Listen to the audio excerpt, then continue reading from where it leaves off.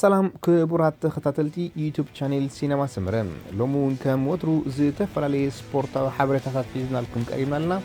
ንምክትታልኩም ብክብሪ ንዕድም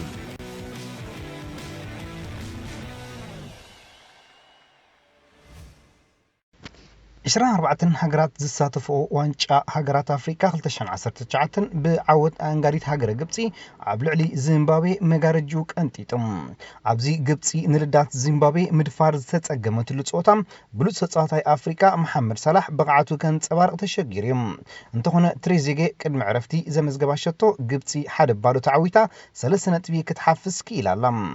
7 ግዜ ንዋንጫ አፍሪካ ዝተዓወተትላ ግብፂ በዚ ዓወት ኣብ ናይ ምድብ ጾታታት ን10 4 ተኸታታሊ ግዜ ከይተሰዓረት ክትስጉም ኣኽኢልዋሎም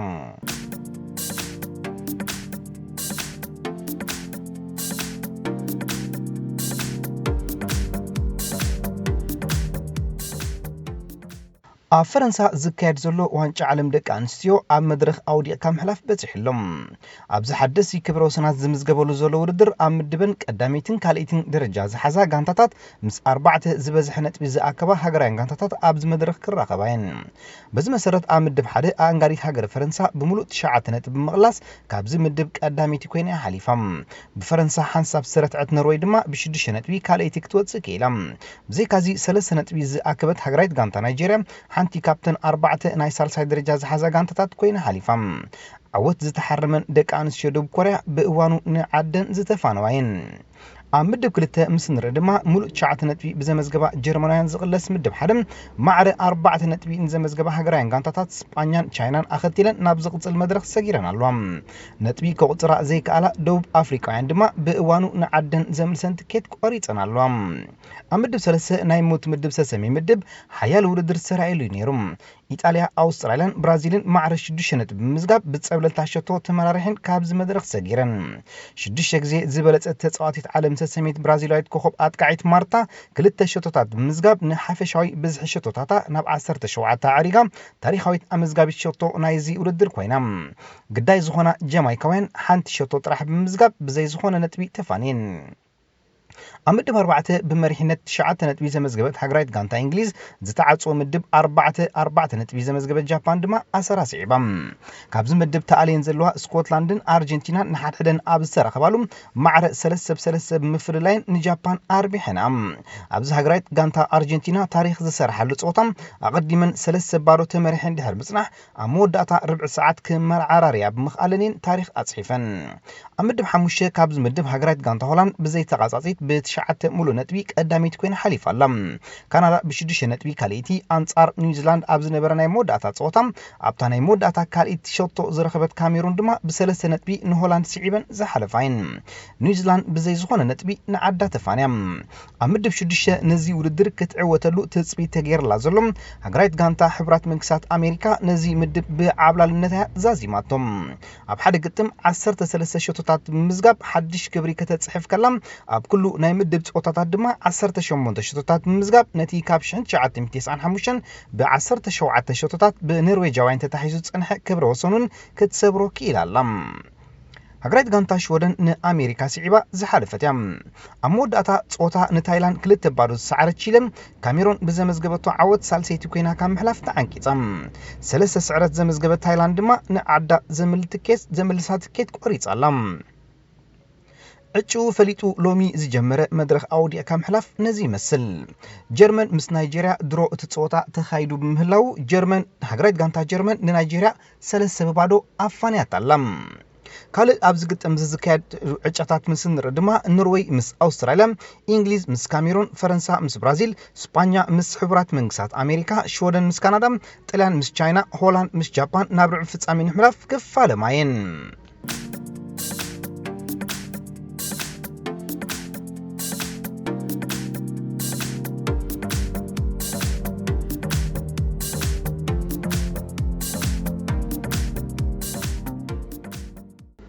ባርሴሎና ንሓድሽ ተጻዋታ ማይክ ቫን ቤንጂንን 89.2 ሚልዮን ፓውንድ መፋኖ ገንዘብ ምስላዕ ኣፍሊጣ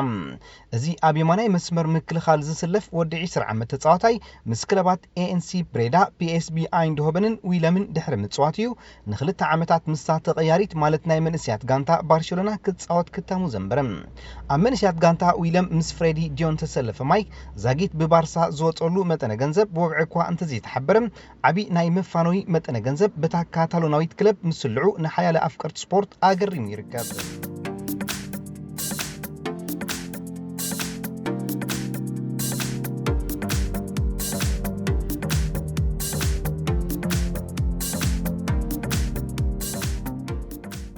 ናይ ቅድም ሓላዊ ማዕጾ ክለብ ቸልሲ ፒተር ቼክ ኣማኻሪ ቴክኒክ ክለብ ቸልሲ ኮይኑ መቕጻሩ ቢቢሲ ኣፍሊጡም እዚ ወዲ 37 ዓመት ሓላው ማዕጾ ኣብ ስታንፎርድ ብሪጅ ን11 ዓመታት ተጻዊቱ እዩ 4 ናይ ፕሪምየር ሊግ እንግሊዝን ሓደ ናይ ሻምፒዮንስ ሊግ ዋንጫን ዝርከቦም 13 ድሙቓት ዓወታት ኣልዒሉ እዩ ኣብ 2015 ድማ ናብ ኣርሰናል ተሰጋገረ ቼክ ኣርሰናል ኣብ ግጥም ፍጻሜ ኢሮፕያን ሊግ ብቸልሲ ድሕሪ ዝወረዳ ስዕረት እዩ ጠቕሊሉ ካብ ኩዕሶ እግሪ ተፋንዩ ኣሰልጣኒ ማውሪዚዮ ሳሪ ጠንጢንዋ ዝኸደ ቸልሲ ኣብዚ ሕጂ እዋን ብዘይ ዋና ኣሰልጣኒ ትርከብ ንቦታ ምዕላም እዛ ለንደናዊት ክለብ ናይ ቅድም ኣከፋፋሊ ክለብ ቸልሲ ላምፓርድ ክርከብ ዝለዓለ ግምት ተዋሂብዎሎም ንሃዛርድ ናብ ሪያል ማድሪድ ዘፋኖ ቸልሲ ብፊፋ ሓደሽ ተጻዋቲ ንኸይተፈርም ንኽልተ ናይ ምስጋር ተጻዋቲ ወቅቲ እገዳ ተበይንላሎም ቸልሲ ዋላ እኳ ነዚ ጉዳይ ናብ ላዕለዋይ ናይ ስፖርት ቤት ፍርዲ ክረኣየላ እንተጠርዐት ክሳብ ለይቲ ሎሚ ምላሽ ከም ዘይረኸበት እዩ ቢቢሲ ዘነጽር ስጳኛዊ ኣከፋፋሊ ክለብ ሪያል ማድሪድ ማርኮስ ሎሬንተ ን5 ዓመታት ስፖርት ምስ አትሌቲኮ ማድሪድ ክጻወት ትማሊ ክታቡ ምንባሩ ተገሊጾም ኣብ 2008 ናብ ሪያል ማድሪድ ተጸንበረ ሎሬንተ ምስ አላበሱን ብመልክዕ ልቃሕ ተጻዊቱ እዩ ዝሓለፈ ዓመት ስፖርት ምስ ሪያል ማድሪድ 16 ጸወታታት ዘካየደ ሎሬንተ ብሓፈሻ 39 ጸወታታት ማለት ክልተ ሸቶታት ኣመዝጊቡ ድሕሪ ምክያዱ እዩ ናብታ ቀንዲ መቀናቐንቲ ክለቡ ዝኾነት አትሌቲኮ ማድሪድ ተሰጋጊሮም ኣብ ምክልኻሉን ሰናፍ ዘይኮነ ማርኮስ ሎሬንተ መተካታ ሮድሪ ክኸውን ከም ዝኽእል ይንገር ማንሲቲ ንሮድሪ ካብ አትሌቲኮ ማድሪድ ንምፍራም ብተደጋጋሚ ንልኡኻታ ናብ ማድሪድ ምስዳዳን ነቲ አትሌቲኮ ማድሪድ እትጠልቦ ዘላ ናይ 62.6 ሚልዮን ፓውንድ ናይ መፋኖዊ መጠነ ገንዘብ ክትከፍል ኣፈናዊ ስምምዕ ምክያዳን ይንገር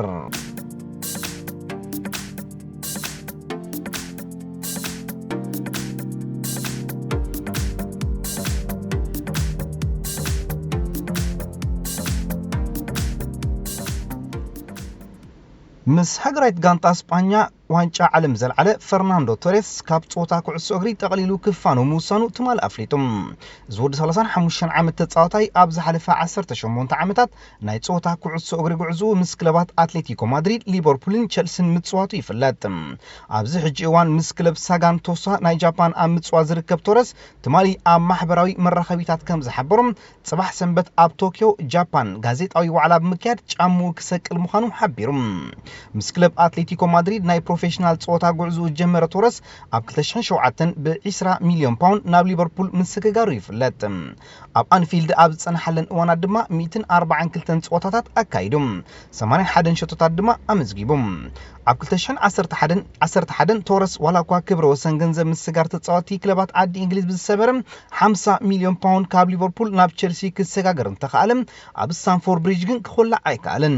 ቶሬስ ኣብቲ ኣታዊ ወጻኢ ዝኾነ ብቕዓት የርኤሉ ዝነበረ እዋን ቸልሲ ኣብ ሜዳ ኖ ካምፕ ንባርሳ ኣብ ተወሳኺ ግዜ ቶሬስ ብዘመዝገባ ሸቶ ረቲዓ ናብ ፍጻመ ሻምፒዮንስ ሊግ ኤሮፓ ክትዘልል ምኽኣላ ክሳብ ለይቲ ሎሚ ኣብ ልቢ ደገፍቲ ናይታ ለንደናዊት ክለብ ሰፊሩ ይርከብ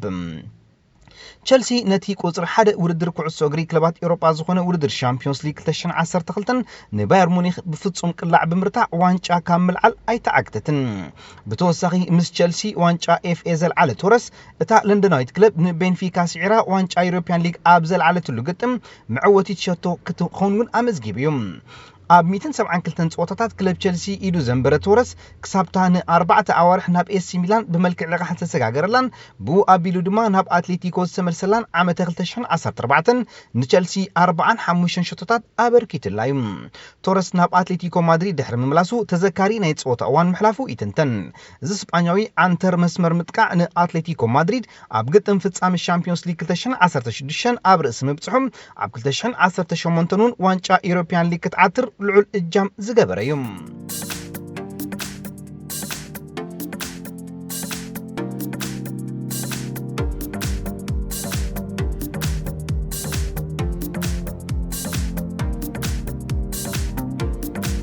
ሊቨርፑል አብራዳራ አትያቶን ዘላ ሴኔጋላዊ ተኸላኻሊ ካሊዱ ኩሊባሊ ምስ ተፈርሞም ንዝተረፋ ክለባት ፕሪምየር ሊግ ዕንወት ክብል ሰላሊ ማለት ስካውት ክለብ ኤቨርተን ካርሎ ጃኮሙዚ ገሊጾም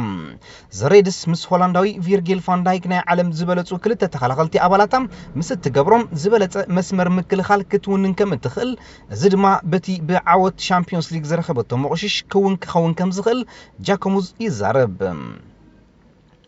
ሃገራት ጋንታ ብራዚል ቺቺ ንልምምድ መጋጥምታ ፔሩ ዝሰሊ ሰብ ሰዲዳ ንዝብል ብጋዜጣታት ፔሩ ዝተዘርግሐ ዜና ሓሶት ክብል ገሊጾም ናይ ኣኽብሮት ቃላተይ ስምዑ ንዓወት ዝኽፈል ዋጋ ከምዚ እንተኾይኑ ድርዒ ኣውፅኤ ንገዛይ ምኸድኩም ክብል ቺቺ ነዚ ክሲ ነጺግወሎም ሓልቃ ሃገራት ጋንታ እንግሊዝን ኣጥቃዒ ቶተንሃምን ሃሪኬን ምስታ ካብ ንእስነቱ ዝዓረኸላም ኬቲ ጉድላንድ ቃል ኪዳን ኣሲሮም ኣብ ናይ ዕረፍቲ ግዜያት ዝርከብ ኬን ምስ ሓደ ቆልዓ ዝፈረየላ ጎርዞ ድሕሪ ምምርዓው ካብ ሃገራት ጋንታ እንግሊዝን ዝተፈላለዩ መጻወቱን ክለቡን ቶተንሃምን ናይ ዮሃና መልእኽቲ ተለጊሱሎም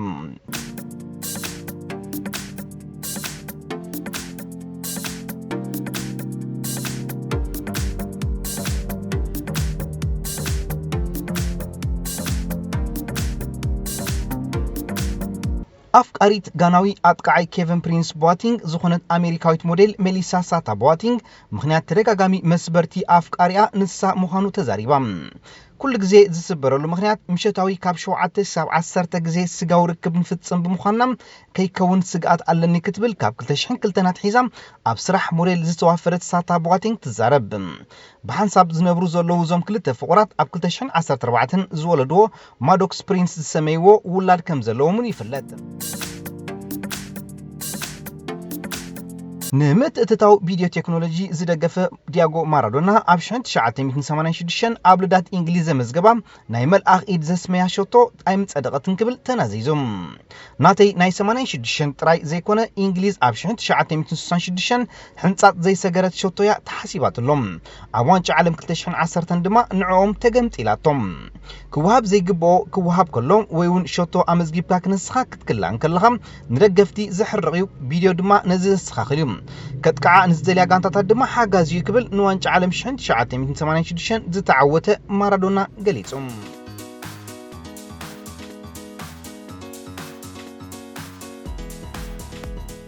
ዝኸበርኩም ተኸታተልቲ ዩቲዩብ ቻናል ሲነማ ሰመረ